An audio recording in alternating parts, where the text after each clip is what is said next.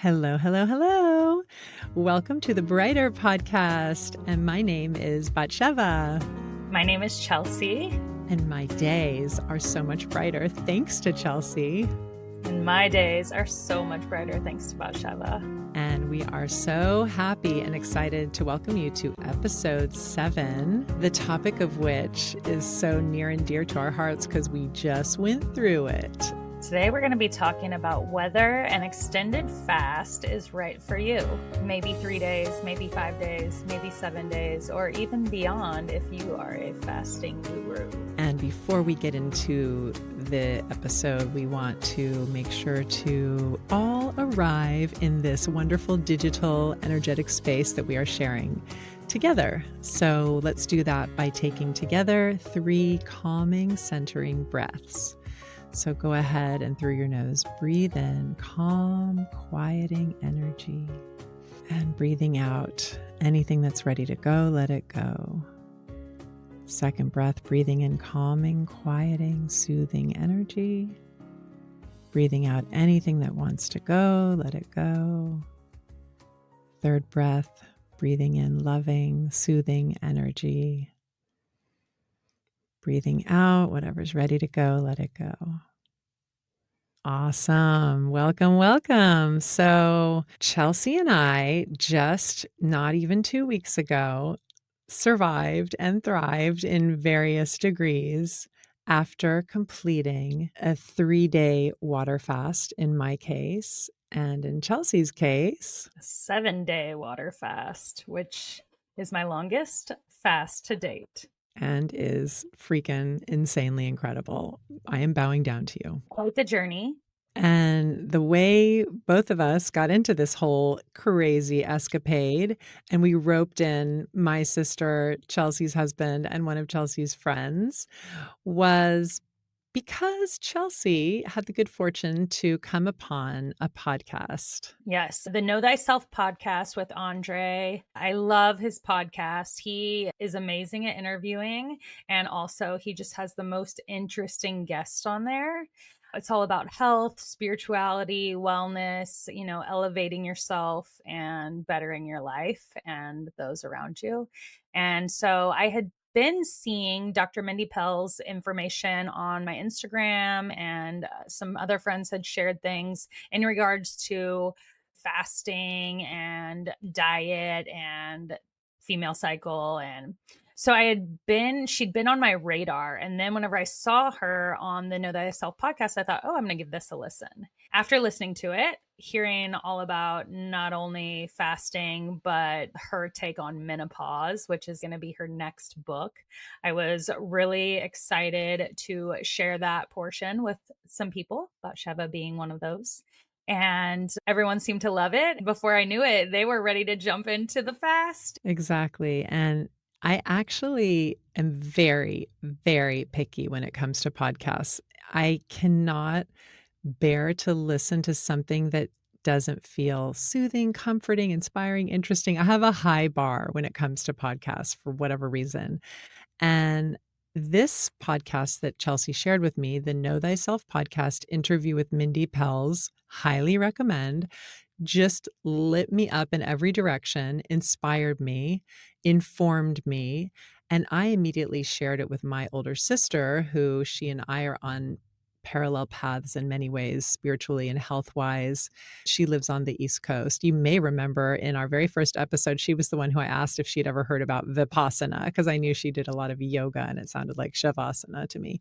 And I had already told Chelsea I didn't think I wanted to do the longer fast right away because I have a lot going on right now with all my kids in school and my older son in work and trying to get into college. And I have a whole lot going on. And I thought, well, I would love to do what Mindy is recommending, this twice a year, 3-day fast, water fast, but now's not the right time.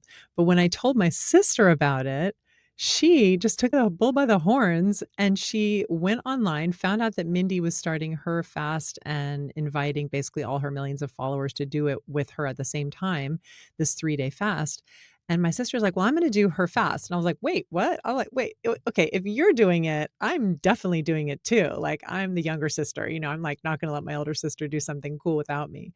And then I told Chelsea, and Yeah, jumped right on board, roped Hunter, my husband, into doing it. And then one of our newer friends, his name's Joe, he has been all into all the things. And so, including him, and he jumped right on board. It was his first fast ever. And it was kind of very quick because it was starting on January 6th. And I don't remember if it was the 3rd or the 2nd whenever I shared it with you, but it was within a couple days, long enough for us to get the supplies together, which was a whole new avenue for me. I had done fasting before. I had done a 5-day fast before going out to do a breathwork event in California. I had done a 5-day cleanse a couple times. I'd done a 3-day fast. My husband and I were doing like once a week fasting for probably like 36 hours. We would eat dinner like on Wednesday night, and then we wouldn't eat it all until like Friday breakfast. So I had been in the fasting realm, and yeah, but I hadn't actually ever done just a water fast, which was something that was very interesting to me because Dr. Mindy Pels talks about the water fast. And to me, that just meant just water. But then whenever she dives into it in the companion guide that she gives, there's other things. It even said like snacks, which I knew were not for me because the second that I ate something, I was going to want more food.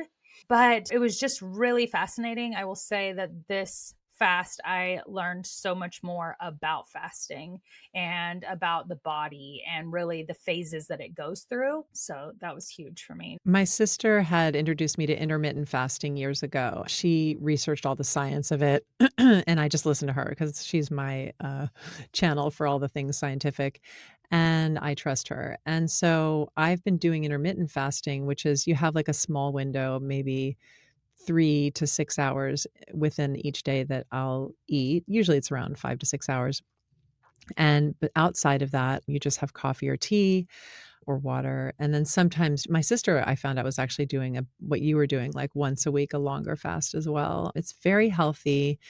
That's something that I learned from that podcast that Dr. Mindy Peltz shared about how after a certain amount of time, our cells start to regenerate and rebuild. And the stories she was telling about cancer remissions, about her own chronic injuries going away, about mental conundrums that she would describe. She said, "I'll just throw a fast at it." And then she would find the solution mentally.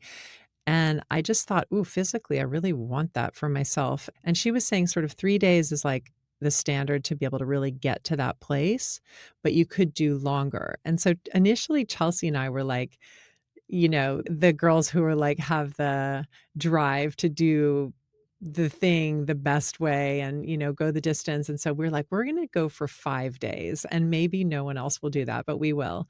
I basically was not necessarily ignoring the fact that my son, as I mentioned in the last episode, broke his ankle and was laid up on the couch, and I was waiting on him hand and foot, my older son, and it was just I was very overwhelmed in a lot of ways because I am a single mother, and I thought, "No, I can do the fast because like, it's fine," I mean, I'm just helping him out and I can totally handle a fast, and actually it'll be good for me, and in a way, it was amazing because it kind of distracted me, and unlike Chelsea, I did decide because of the intermittent fasting to go ahead and include tea and decaf coffee in my fast.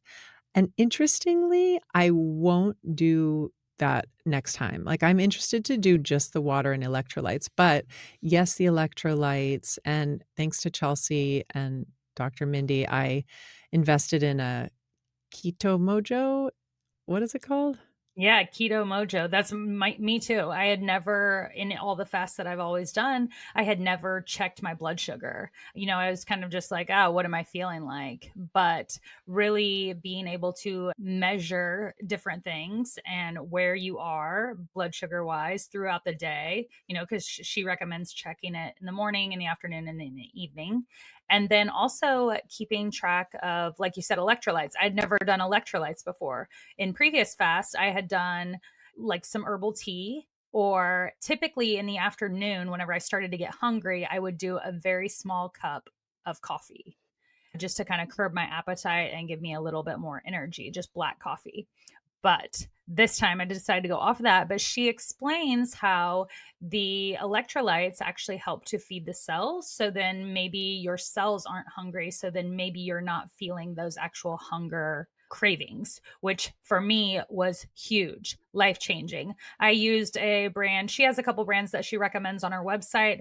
I actually went to Natural Grocer and got some drops. The brand is Trace Minerals. They're sea minerals. There's nothing else added in there. You just do like two droppers, and it's got a little bit of potassium, sodium, and magnesium.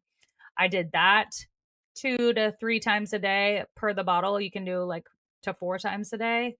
And then I also used Natural Calm, which is a magnesium supplement that doesn't have anything else in it. And I used that at night, which for me was also another huge game changer because whenever I had talked to my naturopathic doctor before about fasting, number one, he was like, absolutely no more than a 3 day fast. Because I told him I was doing a 5 day fast before. He's like, no more than a 3 day fast unless you're under like some sort of supervision or you have like some sort of thing going on. And he said, because it puts too much strain, especially on the kidneys, and that it was very important that you're having a bowel movement every day. Well, I don't know about everyone else, but if you're not intaking food and you're just intaking water, it's like, what is helping those to move?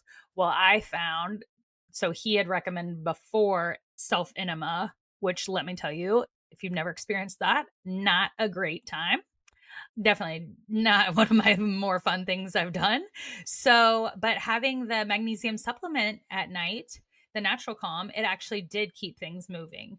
And it was kind of like a transport back to some of my nursing days in the GI lab where we would help patients prepare for colonoscopies. And they would be taking Go Lightly and things like this. And you're like monitoring what their stools look like and how clear they are, if they can go back or whatever. And I was just like, wow, I am literally my own GI patient right now. But everything kept moving and I wasn't hungry. And it was really just more for me, the like loving food, missing food. But in the same breath, it was also a recognition of how food played a role in my life, in my emotions, in me avoiding things or numbing things. Some people reach for drugs or alcohol or sex or shopping or whatever. There's plenty of things that you can numb with, TV, you name it. You can numb with anything, really. I mean, depending on your intention with it. And so it really shined a light for me on like where food played a role and how often and much it was. Well, I do think that it was very reassuring for me to know that you were a nurse for 15 years, like, going into this with you as, like, one of my partners, and I agree that it's good to have support, like almost medical support if someone's gonna go for more than 3 days. I think you were able to do that for yourself because you have that background. But it's funny because although I had said to myself, "I'll do coffee and tea," I also wanted to do cacao because as I mentioned in our last episode, I am obsessed with Soulscription cacao. It's obsession worthy. And originally I thought, "Oh, I shouldn't because it might raise my glucose."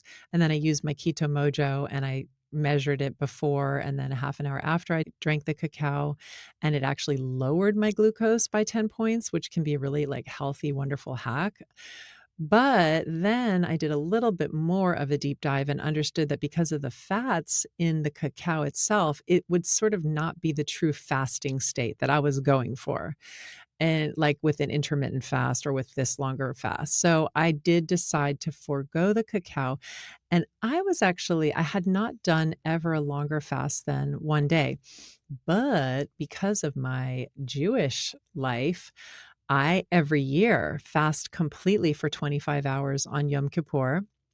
Not to mention, there's another fast in the summer called Tisha B'Av, which the deep Jews know about, and we fast 25 hours also that day, and then, like, believe me, there's even, like, many more fasts throughout the year, but those fasts, I don't have water, you don't wash your body or anything, you can't brush your teeth, so imagine, like, no water, no washing, nothing for 25 hours. So with this fast, I was worried about it, but I'm like, "Oh my god, I can drink water? Like, I can have electrolytes?" Like, I felt luxurious. So that helped for me having had that experience. It was not as jarring and crazy. Yes, like Chelsea said, I love food. I just I mean, it's so love worthy. It's so beautiful, and nourishing and all the things. But as a mom, I already had dealt with having to prepare, cook, clean, smell it through those fasts for my little kids who weren't on the fast at the time. So that was also lucky because it can be difficult when you're fasting if you have to be around food, you might worry. But the truth of the matter is, I found for me, and I think this is true for anyone who will fast, you realize you're stronger than you think you are. And then you can even inhale it and enjoy it. And it becomes part of the experience. And like Chelsea said, you start to think about your relationship to it and appreciate, wow, and without it, I'm good. Like I'm also okay. And that's kind of almost a revelation. 100% revelation, not to mention for me, since I've come off of the fast. Well, let's talk about that first, coming off of the fast. So prior to this fast, people would ask me like, "Oh, what are you doing to break your fast or to come off of the fast?" And I'm just like, "Oh, I don't, like I don't know, I'll be eating healthy," but I had never really put that much thought into it. But after learning more about how crucial and important it is what you intake, because kind of the whole point is to rebuild your microbiome. You're the good guys, the people that are doing all the digestion, everything in your gut, and to get rid of the bad guys or the ones that aren't really beneficial for you. And so as you're introducing these new things, you kind of do it in a certain process so that everything is replenished and it is for the most beneficial outcome. Well, I, before this fast, thought that people, the reason why they came off of it so gently is because their stomach couldn't handle it. And I was like, oh, well, my stomach's fine. It can handle whatever. I'll just eat, whatever I want. And so learning the steps, which is bone broth or vegetable broth, waiting 30 minutes to an hour, then introducing something with probiotics, something fermented, yogurt, kombucha, sauerkraut, then waiting 30 minutes to an hour, introducing some steamed veggies, maybe a small sweet potato with like a tiny drizzle of olive oil or some sea salt, waiting 30 minutes to an hour. And keeping in mind, all these waiting periods are like, how is your body reacting? Is your body ready to move on? Is it digesting that well? And then the last portion of it is protein, plant based protein or animal protein, whichever is on your normal diet. And I believe she said, if you want to build muscle, you have 30 grams or more protein. If you want to stay in the autophagy, then you have 20 grams or less, which, from my understanding, it is the cells like repairing. It's like, okay, we are going in and we are either repairing any damaged cells that are there because we need everyone to be in their tip top shape to receive food the next time it comes in, or we're going to be killing off these cells because we don't want our food source whenever it comes in or what we have right now to be wasted on cells that are not peak performers. So that's kind of like in a nutshell what I gained from it. And that was one of the big things of doing this fast is like, okay, I think that was kind of where the cancer patients come in mind, or people with other things that they're having a hard time healing, that you fast and then your body, the cells start repairing on their own.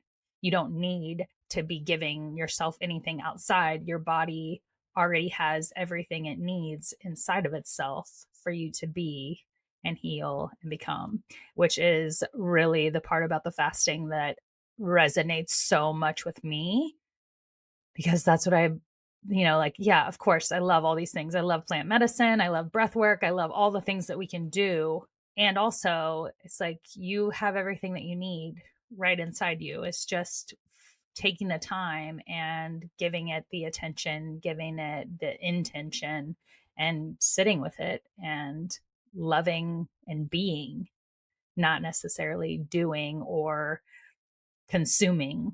And I agree, and part and parcel of that is making sure you have the support while you're there and being because we created this text group with the 5 of us, my sister, myself, Chelsea, her husband, and her friend. We were the Fasting 5 tribe, and it was magical because we were all on our personal journeys, for each one of us different. We were even timed a little differently when we were starting, when we were finishing, how we were starting, how we were finishing, what we were intaking as well or not as well as just the water. But that support was amazing, and I highly recommend it. I really don't think I want to do a fast without that because it was so comforting and so uplifting and inspiring. And interestingly, in my case, I had wanted to go off it in the same way Chelsea did in order to rebuild the microbiome of my gut. However, the karmic plan, remember that episode 5? Yeah, I had a good dose of my divine karmic plan interrupting my will and my wish from the end of my fast because I was planning, as I said, to go 5 days. On the 3rd day, I wound up in the hospital because my son's surgery just the day before, they said, "Okay, we're gonna do a surgery tomorrow." Now, I had thought it was gonna be the following week. I don't think I would have planned to do the fast if I'd known the surgery itself would be that day. As a mother, it's pretty hard not to feel quite viscerally attached to your children. Their highs are your highs, their lows are your lows. As much as we know they're their own people, that kind of comes with the territory. So here he is, my firstborn son, in the hospital. I'm there for 12 hours that day. His surgery went really long, but it was, I mean, luckily, thankfully, everything went well. It was successful, but I was doing nothing but sitting the whole day. Now I'm on the fast, but I am stressed out. What else happened that beautiful, magical day of the surgery? The fucking LA fires broke the fuck out. And I am sitting there in the hospital, like, what the motherfuck is happening in my city? People's houses burning down. I'm like, thankfully, I had thought to leave my younger son with a neighbor instead of sending him to school because I had the fires, I think, had just started the night before. And I'm like, I'm going to be at the hospital. I'm not going to be able to get him if his school closes early, which it did. Now, in the end, I was one of the extremely lucky Los Angelenos who did not lose our house. Despite the 4 evacuation notices I did get into my phone, we did not ever see a fire in our neighborhood. But the stress level and the fear and the uncertainty, the karmic plan, wow, I had some fucking hard lessons that I was going to have to learn. And that will be for a future episode because I literally had to go through like quite a low point. But in the end, my glucose was dropping, dropping, dropping, dropping. I wasn't feeling good at the hospital. And I thought, I need to be 1,000% for my son. Like right now, this cannot be about me and my fast. And I was like texting with the, the tribe, and they're saying, try to get some broth in you, like come off. And I was like, there's no fucking broth. Like there's fires everywhere. There's no Uber. Like it's in Hollywood. So I went to the cafeteria and I was like, "Oh, give me like the whatever soup." I'm sure there was dairy in it. I'm sensitive to dairy, so I didn't even wanna know what was in that fucking soup because it was all they had, and I had it. I don't even like mushrooms, they're not good for me either. I had to have a mushroom dairy soup basically to come off the fast, and then I was starving and I just wanted sustenance, so I had, like, rice and, like, whatever fish they had, and I wound up feeling so physically not good for the next 12 to 20 hours. I mean, I felt my kidneys were just like angry at me, literally, like for giving them whatever I just gave them. Like the only thing I can say is that honestly, that was just unexpected. I never could have anticipated like that all of that would happen and my body would react. Next time I would do it differently. I would have different things in place that I wouldn't be stuck trapped in a hospital for 12 hours without like a way to ease off the fast. So I have learned also to support myself better than I did. And in fact, just this week, 1 week later, my sister, the warrior that she is, she goes, "I want to do a 36-hour fast. Want to do it with me?" I'm like, "Okay, let's do it." And I really just did it so that I could kind of like redo the ending of my fast. And this time I had everything in order and I did the thing and I had the soup and then I had the avocado and sauerkraut, which I'm now obsessed with sauerkraut. And, because there's probiotic and all these things that help rebuild the gut. So I feel back on track. But again, I mean, it just goes to show you like we have these, and I'm so glad I did it. And I'm sure that it did some good for my body and my mind, no matter what. Even that I went to one of the lowest places I've been to in years, like emotionally and mentally, like a week following the fast, which will be a different episode. But even so, I do not regret it one bit. I'm so happy and I'm so grateful that I did those 3 days and that I did it with that group. Oh my gosh, and I would definitely fucking do it again. Yes, having the group support, like not only is it accountability, but as you said, everyone was kind of having different things. Like, for instance, I was able to work from home and to really lighten my physical load as far as like I wasn't doing my yoga workouts. I was just doing light qigong, really paying attention to my electrolytes and how much water and tracking everything. And there's a app called Easy Fast, which is free. They have some donations that you can use, but I highly recommend that because you can put in your glucose and your ketones and like how much electrolytes you take in and your water and your weight. And it tells you like where you are in the fast and what's going on in your body. It was amazing. Thanks to Batsheva's sister Tara for sharing that with us. And yeah, but having, and then people saying, like, oh, this is what I'm feeling. Like, what do you think? Or I have this going on. And just like having each other. And ultimately, everyone has a little doctor inside themselves and it knows best because it's the only one that can feel what's going on and have that literally gut instinct of what to do. But it does feel good to get it out of your head, to write it to the group, to say it to the other people, and then to be able to, okay, that's what I just said, and then kind of find your answer, instead of it just being in your head thinking about it nonstop.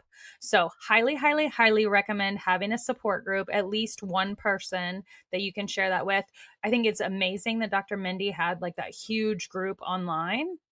For me personally, anytime that I've been involved in any challenges or any groups, if there's more than, I mean, even like 50 people, I feel like it just kind of gets lost in translation unless you're on there nonstop. But it's like, you can leave a message and then who knows if you'll know anyone in there, or some of these groups I've been in, there's thousands of people, and do you get to know anyone? The ones that I've gotten to know people are whenever we have an accountability partner that we actually agree to be like one-on-one, or like a group of 3 or a group of 4 or something. So yeah, that was big. The electrolytes, huge. The app, huge. I would say for me, the biggest takeaway and how I have felt afterwards. I know that you kind of shared a little bit about like your coming off and then kind of dipping down, which we'll dive into deeper. But just as like a little brief, was on day 7. So I went 7 days, well, 6 days and 18 hours because I didn't want to end in the evening time. We started at 8 p.m. and I didn't want to end at 8 p.m. because technically, if you time out all of the steps to come out, that's like a 4-hour process that's consuming something until midnight. And that did not sound like something I wanted to do. So I came off of it at 2 p.m., which there was a part of me that was like, oh, do I really want to stop? Like, I feel great. Like, I had so much energy. I was getting so much stuff done with the business, feeling so much clarity on other things personally in my life, and just feeling empowered and strong. So it's kind of like bittersweet almost, which sounds weird even saying it out loud. And also, it was exciting. And the next like 2 days, the week before my cycle, which typically is my most emotional and challenging time of the month, I feel things, I take things, I receive things so much differently during this week, usually, but it feels different. And not only that, and obviously everyone's experience is personal to them, but there was a huge shift in me. and how I viewed things. And not only that, but how I am seeing the process of things now. I will say that maybe it's not all to do with the fast, but prior to, it was like, okay, what can I get done? How can I do this? How much time do I have? What can I cram into this amount of time? And literally since then, it's been more about enjoying where I'm at and what I'm experiencing during that time and not rushing it, not wishing for the next thing, not pushing so that I'm, one thing's off the list and I'm on to the next thing. It's really brought more focus and clarity and really just enjoyment and joy and awareness. I thought I was pretty fucking aware before. And then, you get to another level and you're like, well, I didn't know shit. I feel like it's like my mom. She's like, wait till you're my age. Well, whenever you're 20, you think you know it all. And then you turn 30 and then you think you know it all. And then you turn 40 and you like look back at yourself. And I literally feel like that it's like another thing. Like it's not like a 10-year span, but it's like, oh, pre fast and post fast. Oh, I thought I was so aware. And now I'm so much more aware. Who knows what it'll be like the next time? I don't know. I highly recommend it. I definitely say pay attention to what you're going to be coming off of it. Pay attention to what's going to be going on in your life during that. I mean, as much as you can, plan accordingly. Don't try to do everything at once. In past fasts, it's been like, okay, I'm going to fast and I'm going to start this yoga workout and I'm going to do meditation for 30 minutes a day and I'm going to do journaling and I'm just like, stack all the things.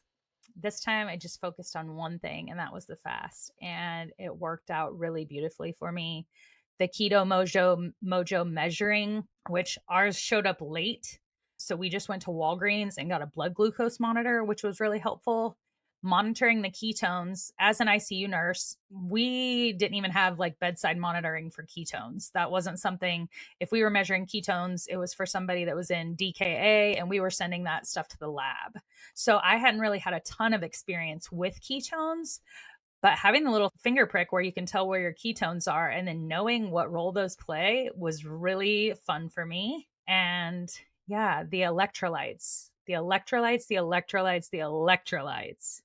My sister told us the story about our aunt who's like almost 80 now, but she was an early adopter of vegetarianism decades and decades and decades ago before any of that had hit the mainstream.